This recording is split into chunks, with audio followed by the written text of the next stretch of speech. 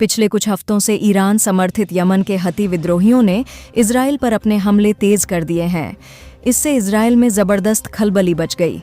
वक्त बेवक्त दियों की मिसाइलें इजरायली आसमान को चीरते हुए आध मकती है। दियों के ताबड़तोड़ हमलों से इजराइल में दहशत का माहौल है। हूती विद्रोही यमन से इजराइल के कोने कोने में अपनी ताकत दिखाने से पीछे नहीं हट रहे हैं। इजराइल के एक से बढ़कर एक एयर डिफेंस सिस्टम तक भीगी बिल्ली बन गया है।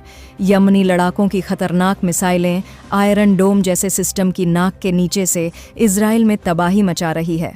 पतियों की बढ़ती ताकत को अब ईरान का भी पूरा समर्थन मिल रहा है। अब ईरान के टॉप अधिकारी तक यमनी लड़ाकों की हौसला अफजाई करते नहीं थक रहे हैं।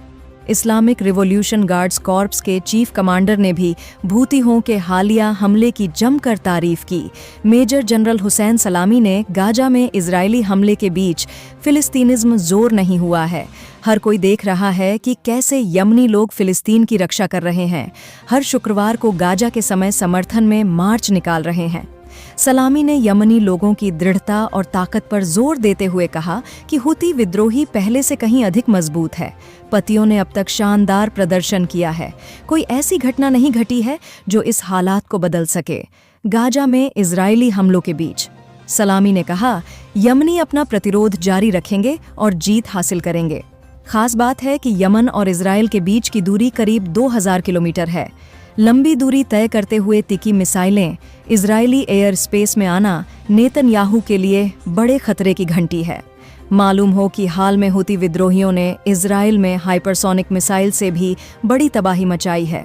बीते दिनों हूती लड़ाकों ने इजरायली राजधानी तेल अवीव में घुसकर बेन गुरियन एयरपोर्ट को निशाना बनाया था।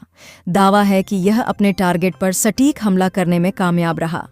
विद्रोहियों के हमले में बड़ी संख्या में नुकसान हुआ है। साथ ही एयरपोर्ट पर हवाई यातायात भी बाधित हुआ है। विद्रोही इजरायली एयर डिफेंस सिस्टम को गच्चा देने में कामयाब हो रहे हैं। तियों की कई नई मिसाइलों ने इजरायली बलों की मुश्किलें कई गुना बढ़ा दी हैं। इस बढ़े हुए तनाव में इजराइल की करीब आधी आबादी जागकर रात गुजार रही है।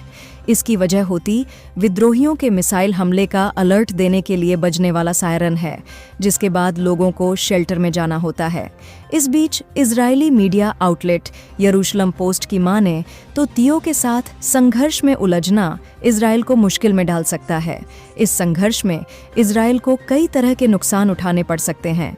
यमन में इजराइल के हमले तेज करने से यती भी इजराइल में अहम ठिकानों को निशाना बना सकते हैं। फतियों के पास मिसाइल और ड्रोन का बड़ा जखीरा है। इसके अलावा यमन से इजराइल पर हमलों में बढ़ोतरी से दोनों देशों के बीच सीधा सैन्य टकराव हो सकता है।